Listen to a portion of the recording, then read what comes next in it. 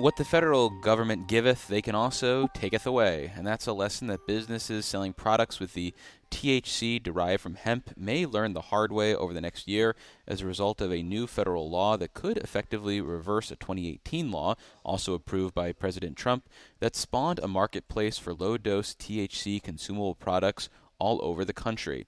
For more on this evolving issue, we're joined on the Capitol Press Room by Katie Neer, who is of counsel with Dickinson and Avella and is one of the first people I bother when I have questions about the cannabis space. Thanks for making the time, Katie, and welcome back to the Capitol Press Room. Hi, David. Good to see you. Thanks for having me back. Our pleasure. Well, let's rewind back to the Farm Bill of 2018. What were the ramifications of that law for hemp derived THC products here in New York and around the country? It's a great question. It's a $28 billion question because that is the estimated size of the hemp marketplace nationally. So what happened in 2018 with the Farm Bill was it codified a definition of hemp to be any plant that had 0.3% THC, which is the psychoactive cannabinoid in that plant, measured by dry weight. So what that did was create a loophole, and the word loophole gets controversial depending on what stakeholder you're talking to, but I think it's a fair use of the word in this instance because the intent of that definition of hemp in the 2018 Farm Bill was to enable certain cannabinoids and certain products or plant material from hemp to be legal, federally legal for interstate commerce. But the intent was not for psychoactive THC products or things that we think of typically as consumable products that you take to get high, right? That was not the intent, but that was the outcome of that language because technology is a wonderful thing and people realized that they could harvest the cannabis plant when it met the definition of hemp at the federal level, which makes it federally legal. And then they could do certain processing or manufacturing techniques to extract the THC and still produce end products, consumable products that, when consumed, would have the same impact that you might have consuming THC from the marijuana plant. And so that is what happened with the 2018 Farm Bill. Well, those products that people then created, were they relatively low dose THC products compared to what we're seeing in the recreational marijuana market? Or does it run the gamut of potential doses that fall under this so called loophole? It really ran the gamut. So you have all kinds of stakeholders in the hemp space, just like you would in the marijuana space or any other industry, right? And so some of those stakeholders have been producing and selling with a lot of success extremely potent hemp-derived THC products. And that's really become very prolific and very problematic in these state by state marketplaces. And I would characterize those products as the problem that resulted in the most recent activity at Mm. the federal level. So certainly on one end of the spectrum, you've got, products that are mimicking candy that's very attractive to kids, right? Maybe Sour Patch Kids or Hershey chocolate bars or what have you, right? So it's problematic on a number of fronts. One, it's counterfeiting actual candy. But then number two, sometimes it had hundreds, if not thousands of milligrams of hemp-derived THC. And those products were being sold anywhere and everywhere. And there's a little nuance there to that retail outlet, but generally speaking, they were widely available. And that's problematic for a lot of different reasons. Then you also had true low dose hemp-derived THC products, usually partnered with other cannabinoids like CBD or things that people consume more for a wellness perspective. And everything in between. And so you certainly had responsible stakeholders who were developing and selling hemp-derived cannabinoid products, right, at the national level, in a way that was sort of adopting or operating under rules and regs that you may see in any other kind of consumable good space. But then you also had these stakeholders who were kind of like the wild, wild west and just selling anything and everything, including sometimes even synthetic cannabinoids. And synthetic THC is understood to not be great for people. We just don't know a lot about it. Well, since the adoption of the 2018 Farm Bill, New York has set up a recreational marketplace for marijuana and has stood up a cannabis regulator. Has that entity been able to adopt rules and regulations that capture the products legalized at the federal level, or has this been, say, a parallel marketplace? So the answer is yes, if we're talking about the law, but I want to make sure I call out a difference between the law here in New York Mm. and then real life, or the practical reality, I should say, in New York. And so, yes, New York has a strong hemp law and a strong cannabinoid hemp regulation on the books.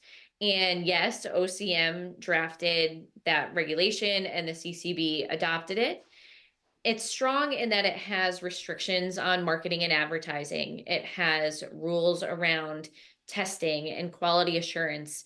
It's got age restrictions, for example. So anything that has more than 0.5 milligrams of THC in it must be limited to 21 and up. So there's a number of things in that rule, that cannabinoid hemp rule, we call it, that make a lot of sense. It also has potency caps. So it limits cannabinoid hemp products to having 1 milligram of THC per serving. And then depending on the product form we're talking about, that potency cap is adjusted a little bit. So that's the law that's currently adopted. But the practical reality is that it would be a very overwhelming expectation for OCM to be enforcing that reg statewide. And so this issue often gets conflated with the illicit marijuana marketplace, but in effect, what's happening is the proliferation of intoxicating cannabinoid hemp products through all kinds of different retail outlets. And it's not compliant, right? It's not compliant with the cannabinoid hemp rule, but it's absolutely overwhelming to imagine OCM would be able to effectively enforce that Mm. rule. So a lot of those illicit dispensaries that you see down in New York City, for example, some are truly just unlicensed dispensaries. Others are, let's say, bodegas, corner stores, whatever, right? Like they're marketplaces you can walk in and get any variety of things. In most instances, those operators have what is called a hemp retail license, meaning they can legally sell cannabinoid hemp products. However, what they're selling is often not compliant product, but there are, let's say, 4 or 5 thousand licensed hemp retailers throughout the state. So it's been a really overwhelming problem here in New York, and it definitely conflates with the illicit or the what appears to be unregulated marijuana market. Well, what happens if, in the wake of this 1 year sunset law, we'll call it, that was adopted at the federal level, what happens if that is allowed to take effect without any action at the state level and no additional tweaks at the federal level? What does that mean in New York, particularly as we think about what the law would demand, putting aside for the fact that operators don't always follow the law? Yeah. So if this law at the federal level goes into effect, and just to back up a little bit for your listeners, what happened was in at the federal level in the pieces of legislation that got passed to turn the federal government back on, right? Those spending vehicles. In the agricultural spending bill, Congress changed the definition of hemp. So they changed it from 0.3% of THC by dry weight to zero point 0.4 milligrams of THC by container. That is a far stricter definition of hemp. And it's stricter than the potency caps that exist today in New York law on those products. So if that law goes into effect a year from now at the federal level, federal law preempts state law. And so states would arguably need to change their hemp laws to acknowledge the change in that definition at the federal level. And then they could go from there to kind of set out any other rules and regs that they would like to see. But effectively, that means you won't be shipping into New York hemp products that were grown and or manufactured out of state. So it'll make the hemp program look a lot like the marijuana programs we have in here in New York, the adult use program and the medical program, meaning it will need to be effectively a closed loop industry. So the hemp will have to be cultivated here, processed here, manufactured here, and those products will be made here.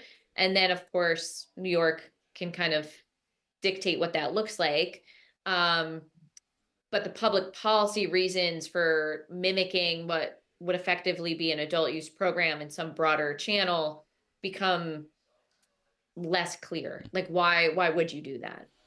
Well, do the cannabis regulators in New York State already have broad authority to step into this landscape if the federal law takes effect?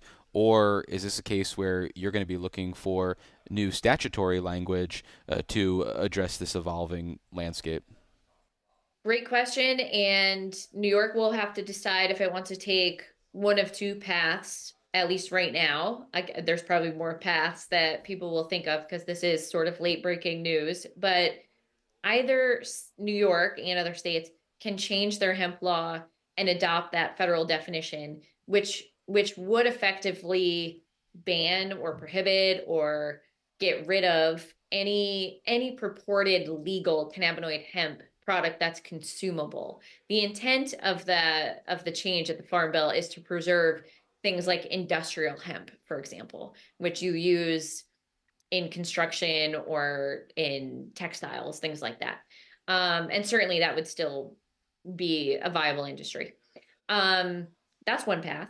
The other path that states can take is embracing cannabinoid hemp programs and products, setting their potency caps wherever they want, taxing and regulating those programs, and then being part of the effort at the federal level to reinstate, I guess, some sort of definition that makes sense and rules and regs around that. So there's a lot of activity at the federal level. The states are definitely going to be engaged with that because, again, the hemp industry nationwide is estimated to employ about 400,000 people and be worth about $28 billion.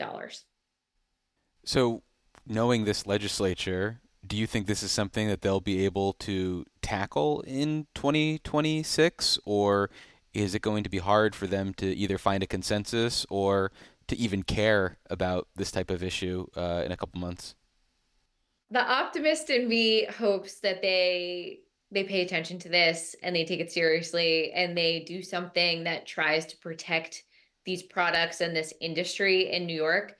To that end, Senator Cooney, who's the chair of the cannabis subcommittee, so certainly well positioned to be taking a leadership role on issues like this, he introduced a bill. Again, it was, it's clearly kind of drafted and written under the old Farm Bill, the 2018 Farm Bill language, but it's drafted in a way that would embrace at least hemp-derived THC beverages, and it would tax them. That tax money would be used for enforcement, but those beverages would be able to be up to 5 milligrams of THC per container and sold in a broader retail outlet than just an adult use dispensary. Um, I still think that he should work on that bill. I still think that he should support that bill, try to find co-sponsors, try to get it picked up in the assembly. I think the governor's office should look at that policy idea as well as a potential net new revenue raiser for the budget.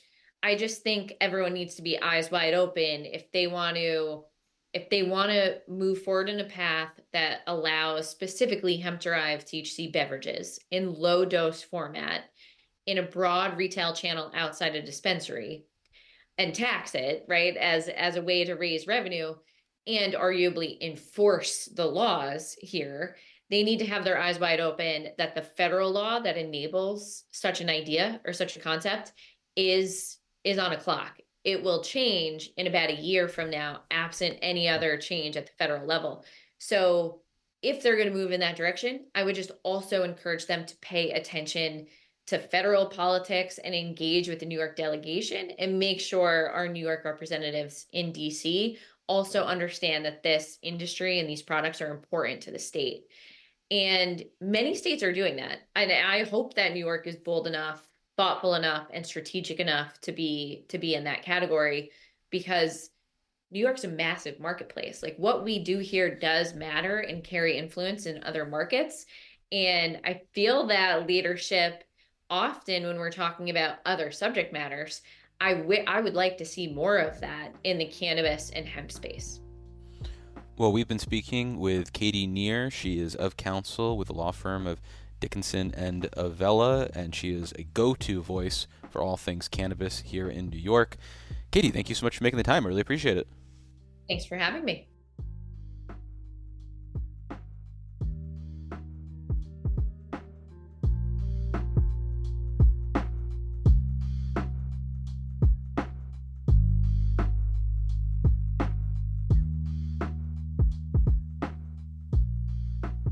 Thanks for listening to today's edition of the Capitol Press Room. For an insider take on what's happening in state government, check out our Dispatches from Planet Albany show, available wherever you get podcasts or at capitolpressroom.org. Join us again for Capitol Press Room, a production of WCNY Connected, Syracuse.